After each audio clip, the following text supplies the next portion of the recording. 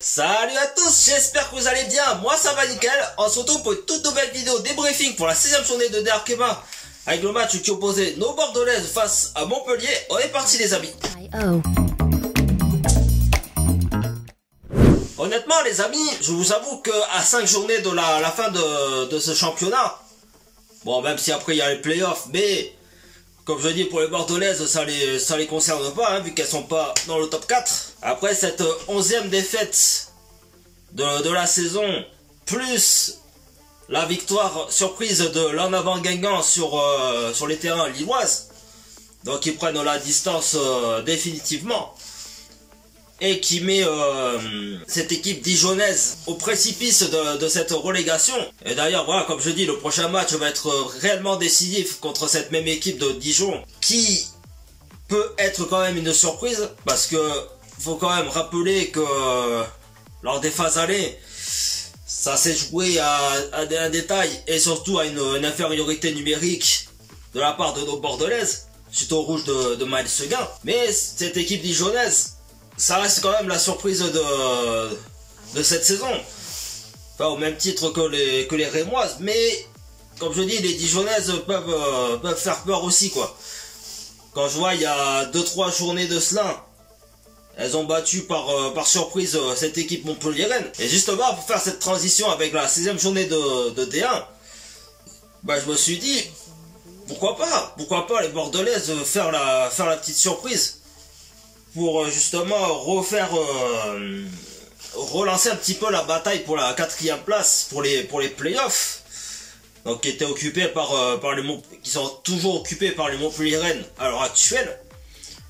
Et suite à la victoire de Fleury 91 contre le Stade de Reims justement, contre des concurrents directs. Et malheureusement, ben voilà, hein, comme je dis, la première période, on n'a pas vu grand chose, ne serait-ce que l'occasion de Awa Sangaré sur une passe en retrait de Carla Lecaille. Et encore, je trouve que cette dernière vraiment a fait un bon match malgré cette 11e défaite de la saison. Mais après c'est vrai que quand on regarde un petit peu le jeu des Montpelliéraines en première période, c'était pas flamboyant non plus.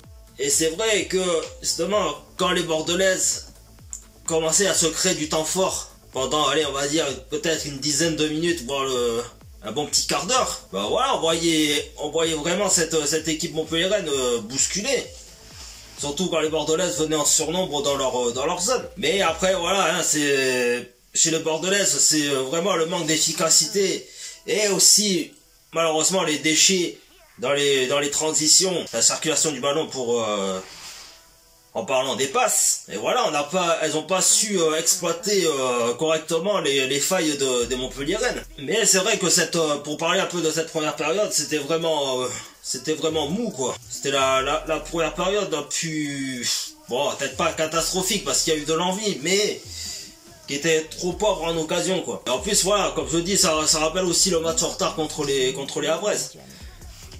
C'est-à-dire que à partir de la 2e période, donc vers la 50e minute par là, bah ouais, il faut tenter le tout pour le tout, hein.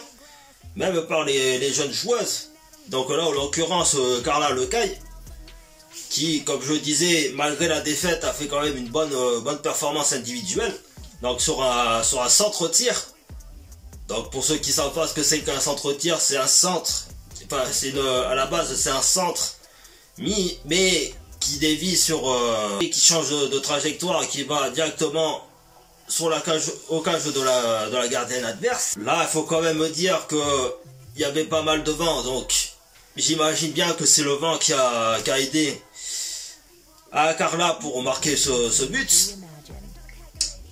Mais malheureusement, le problème des Bordelaises depuis le début de la saison, enfin depuis le match contre le Havre à domicile, bah ça se réitère, ça se répète trop souvent quoi. Parce que justement, comme je disais dans les précédentes vidéos, oui, elles ouvrent le score, ok, très bien, ça c'est parfait. Après, elles retombent sous un faux rythme en fait. Elles retombent sous un faux rythme et de tendance à se faire encore plus bousculer par le bloc adverse qui commence à monter en intensité et surtout de se ramener en surnombre offensivement. Puis là, il y a eu l'égalisation, donc faudrait que je retrouve le moment clé de cette égalisation. Donc dans ces cas-là, ben, le match il est totalement relancé. Donc on se dit, bon, voilà, encore une égalisation adverse. Donc il faut refaire les choses pour essayer de reprendre l'avantage derrière. Mais encore une fois, ben voilà, il y a eu peut-être pas de masse d'occasions de la part des Bordelaises, à l'exception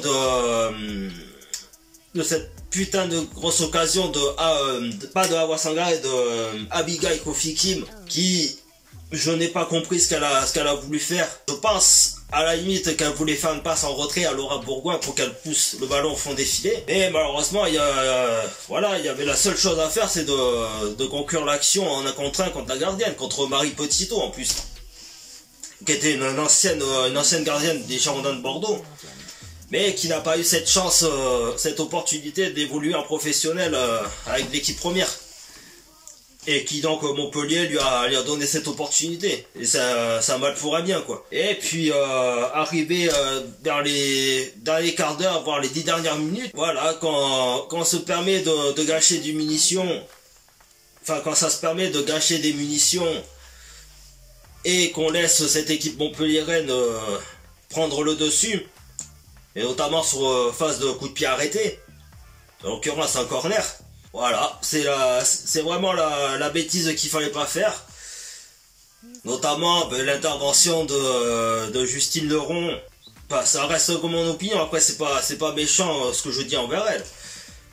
Mais c'est vrai que ça fait déjà quelques matchs qu'elle fait des interventions vraiment catastrophes quoi.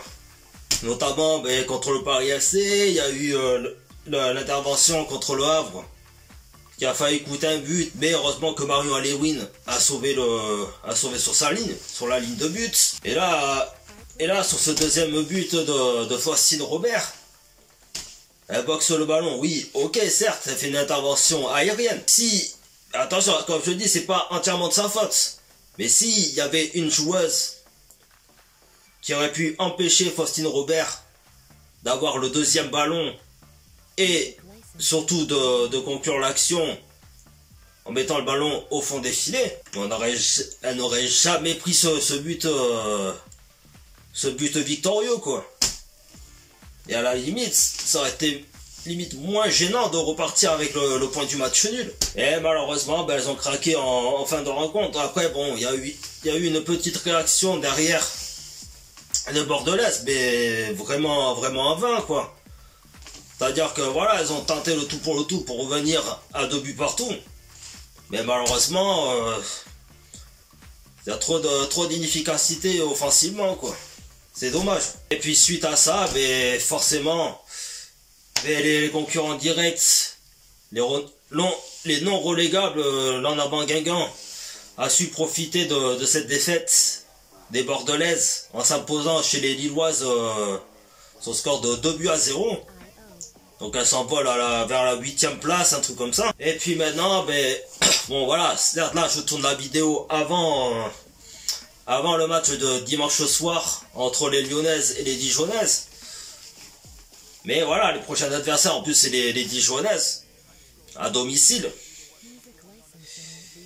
Et il va falloir réellement rectifier certaines choses quoi, parce que là c'est juste pas possible. Parce que là, arriver à 5 journées de la fin de la saison, moi en tant que supporter bordelais, je suis pas rassuré du tout quoi. Parce que comme le reste du public a souvent dit, et même vous je pense que vous l'avez certainement pensé, le renfort de Laura Bourgoin ça suffit pas quoi, pour essayer de renforcer cette défense, cette charnière centrale. Donc voilà, qu'est-ce qu'il faut espérer de plus? Déjà accrocher encore le wagon face aux Dijonnaises qui restent à 6 points d'avance sur les Bordelaises, ce qui est encore possible. Et franchement en cas de victoire, ça ferait juste 3 points. Et les prochains adversaires, je crois que c'est à l'extérieur, c'est contre les Rémoises, il me semble, contre le Stade de Reims. Ah là, va falloir vraiment enclencher l'accélérateur pour espérer se maintenir, quoi. Donc voilà un petit peu pour la globalité de cette rencontre, de cette 11e défaite des Bordelaises sur les terrains de Montpellier. Mais c'est vrai que quand je vois cette jeunesse actuelle aux Girondins de Bordeaux, c'est pas une question d'être pessimiste ou défaitiste, mais j'ai l'impression qu'on leur montre pas justement on leur montre pas le bon chemin, quoi. On leur montre pas le bon chemin pour essayer d'évoluer un peu mieux, vu que c'est des jeunes joueuses professionnelles et qui sont obligés d'être en apprentissage. Mais après, alors à moins qu'il y ait un réel miracle qu'un club de D1 justement qui se reconstruit ait besoin de jeunesse un peu dans leur effectif, pourquoi pas. Justement, j'étais en train de repenser à une ancienne bordelaise, donc qui est Julie Thibault, parce que souvenez-vous que quand elle était arrivée au Girondins de Bordeaux, elle provenait de l'ASJ Soyaux qui aujourd'hui coule en 2e régionale. Mais imaginez-vous qu'elle était arrivée à un moment où les Bordelaises déjà s'étaient sauvées in extremis de cette saison 2016-2017, donc à la 10e place pour ceux qui se souviennent. Mais imaginez-vous deux petites secondes, et justement j'espère que ça va vous faire tilt justement de ce que je vais dire sur Julie Thibault, que je trouve qu'elle a fait une évolution vraiment formidable jusqu'à aujourd'hui. Mais imaginez-vous que si Julie Thibault était encore à la SJ Soyaux, mais est-ce qu'elle aurait connu déjà la Coupe du Monde avec l'équipe de France de la catégorie des moins 19 ans? Est-ce qu'elle aurait joué avec les U23? Et est-ce qu'elle aurait eu quelques sélections, bon, sans forcément de temps de jeu avec l'équipe de France première? Alors que voilà, aujourd'hui, pendant 6 ans, elle est passée au Girondins de Bordeaux. On a vu une évolution constante de sa jeune carrière. Alors après, suite à ces déclarations qu'elle disait qu'elle aurait aimé finir sa carrière au Girondins de Bordeaux, bien sûr, ce sera avec grand plaisir et grande fierté aussi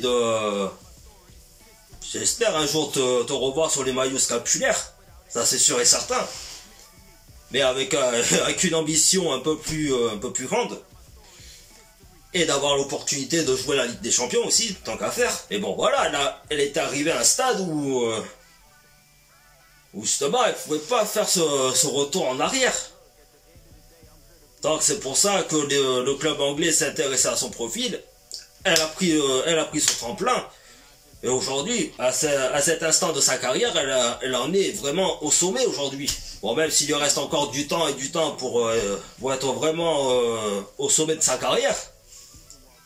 Mais voyez un petit peu la distinction que je veux vous faire comprendre par rapport à cette jeunesse actuelle. C'est que, pour moi, Julie Thibault, c'est une des rares joueuses qui, justement, était arrivée, elle avait à peine 19, peut-être 18, entre 18 et 20 ans, mais c'est le genre de joueuse qui ne s'est pas posé de questions. Elle s'est dit, je sais que j'ai beaucoup à apprendre, mais je me prends pas la tête avec ça, j'ai voulu, et puis aujourd'hui, au club de Leicester. Donc je pense qu'à un moment donné, cette jeunesse actuelle bordelaise, elle devrait prendre cet exemple-là, quoi. Et si malheureusement, elle redescend dans D2 à la fin de la saison, ben justement, il y aura cette mauvaise indication de redescendre soit dans un club de 2e division, qui aura l'ambition de retrouver la D1 féminine. Donc ça peut être le FC Nantes, ça peut être l'Olympique de Marseille, ou peu importe. Bon, même si dans la mentalité, ce serait un peu traître de partir à Marseille. Non, je plaisante, bien entendu. Je pense que malgré ce projet qui a été détruit par monsieur Lopez, eh ben je pense réellement que c'est le moment pour cette jeunesse de vraiment montrer leur vrai visage. Même si c'est dur, mais au moins de montrer leur vrai visage pour de prendre la maturité déjà d'une part, et d'avoir après d'autres clubs qui s'intéressent à leur profil. Moi c'est comme ça que je vois les choses. Après je sais pas ce que vous en pensez et que vous me dites dans l'espace commentaire. Mais je trouverais ça dommage que cette jeunesse, ben, au bout d'un moment, elle perde le fil de leur évolution et se retrouve à jouer dans des clubs de deuxième division, de troisième division, quoi. Donc voilà les amis, la vidéo touche à sa fin, j'espère que ça vous aura plu. Si c'est le cas, n'hésitez pas à vous abonner à ma chaîne YouTube, à lâcher un gros pouce bleu, à me suivre sur ma page Facebook et Instagram qui sont dans la description, ainsi qu'activer la petite cloche pour être au courant de mes prochaines vidéos. Donc la vidéo avant match pour la 17e journée contre les Dijonnaises, je vais la tourner. Et puis après le débriefing contre Montpellier, ben, je le mettrai justement sur la semaine qui va suivre la 17e journée de D1. Voilà, je me fais une petite pause comme tout le monde, hein, vu qu'il n'y a pas de match cette semaine. Et puis sur ce, ben, on se retrouve pour une prochaine vidéo. Bye bye tout le monde.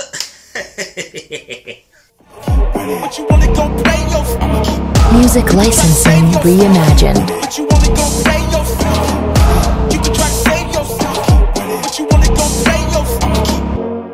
I came this far, nothing can't stop me now. They knock me down, but they can't.